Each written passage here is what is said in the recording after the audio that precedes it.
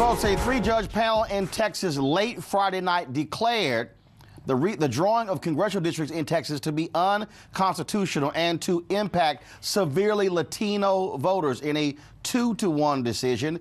This federal panel slapped down the Republican legislature for their efforts. So here's what happened after the last census. Because of the Latino population rise in Texas, Texas picked up 5 new congressional districts due to Latinos. But Republicans said, ooh, goody, we're going to make these Republican districts. And so what they did was they made 4 of those districts largely for white members of Congress.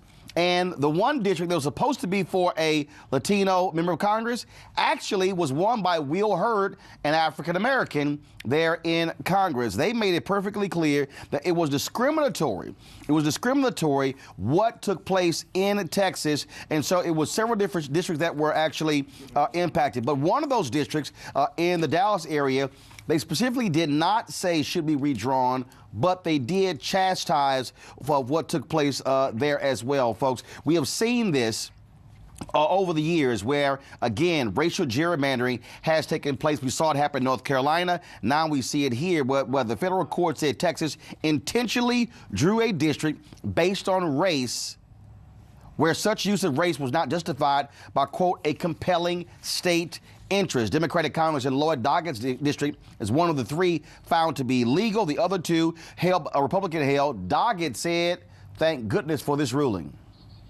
The district is one of the most gerrymandered. I think that if this court ruling is upheld, that we'll see some new members of the delegation who are Democratic and who don't spend all their time being anti-immigrant and anti-environment and anti-everything else.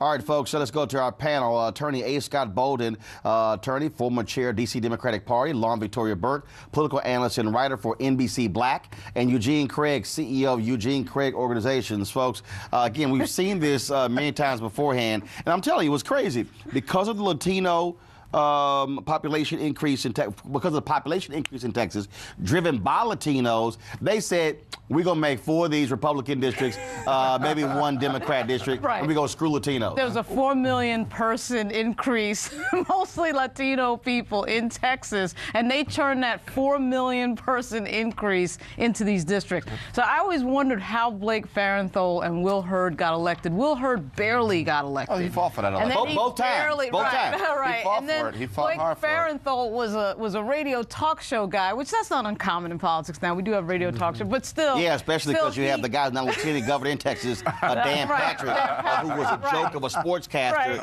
and radio talk show host. He's and right now, lieutenant governor, the most powerful official in Texas. Only in America. Blake Farenthold Only in Texas. shows up, and this is why these people, of course, showed up, because these districts are rigged. At some point, people in Texas, this is really, to me, the tip of the sword in terms of the changing demographics in the country. It's also, too, going to affect a lot of the black districts, by the way, which are already very Latino. Sheila Jackson Lee's district, Al Green's district. There's going to be a domino effect on a lot of districts. Well, first of all, Congressman Al Green's district was also, that was when the whole Tom DeLay deal happened in Texas, when they redid the districts in a non-census year and said, fine, we'll create a black district in Dallas, 1 in Houston, but they basically wiped out the white Democrats in Texas. Yeah, you know what's interesting also about this is the ramifications of the Democrats losing 1,000 seats on the Barack Obama administration, which means it's really important why you have to start at the ground up when you start to reform the DNC.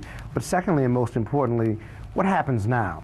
You've got new elections. All of these districts and these elected officials have to be retried, if you will, or rerun, if you will, and it throws the whole political process and legislative process into question. And so what the Republicans have done based on race and politics, they now have to go redo the right way based on the federal court decision. Andrew, look, Texas obviously is going to appeal this decision. They don't want to see this thing stand because they know the impact, and they're hoping a conservative Supreme Court will agree with them if it goes all the way to the Supreme Court. Well, you know, I'm very concerned about this gerrymandering and the outcome and the ruling of this federal bench striking down these districts, particularly when it comes to Will Hurd. But you know, gerrymandering is something that we see on both sides of the aisle. I live in Maryland. Went from being a 4-4 to a 6-2. What Democrats What Democrats have been doing? Politically have been struck down by federal district court. Tell me what Democratic districts. Give me one Democratic district. Maryland's third congressional district. Maryland's third congressional district literally has been described as a pterodactyl being laid into the middle of the state. Not by me, but by a federal judge. If you want to look at irregular districts, go look at District 15, 18, 28, 34, and 2 in Texas. Okay, and tell me that can compare to your Maryland examples. All right, the district in question, Lloyd Doggett's district.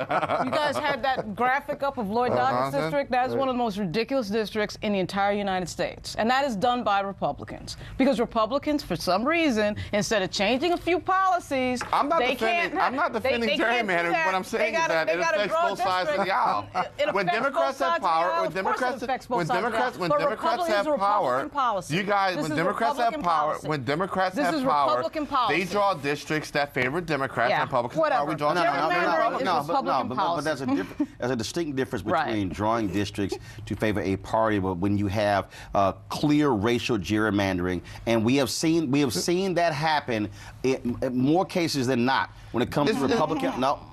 When it comes to Republican legislatures. That's a simple fact. Hispanic votes, an increase in Hispanic vote does not mean that those are going to be an increase in Democrat votes. Precisely. Okay, hold on. So if that's the case, why did Texas screw Latinos in drawing the districts? In 2010 and 2014, in 2014, the Texas Republicans won majority of Hispanic votes. They won Hispanic votes. Why did they screw them drawing the districts? Right. I'm not defending gerrymandering. Yeah, I thought so. Okay, all right, y'all. Just read the federal court decision. But what you have here is, but Texas is a minority-majority state that has gone consistently red. Bottom line is clear racial gerrymandering. A peaceful protest turned deadly. 37-year-old black man was shot and killed by Baton Rouge police. Your hands are in the air, and you still get shot by the cops. Oh my God, please don't tell me he's dead. We're not going to let hate define us. Race is a big part of this. If truly all lives matter, then all lives need to matter equally. What we require is action. What we require is accountability. We understand that black lives do matter, and we will keep focused on this issue. NewsOne Now, every weekday morning at 7 on TV1.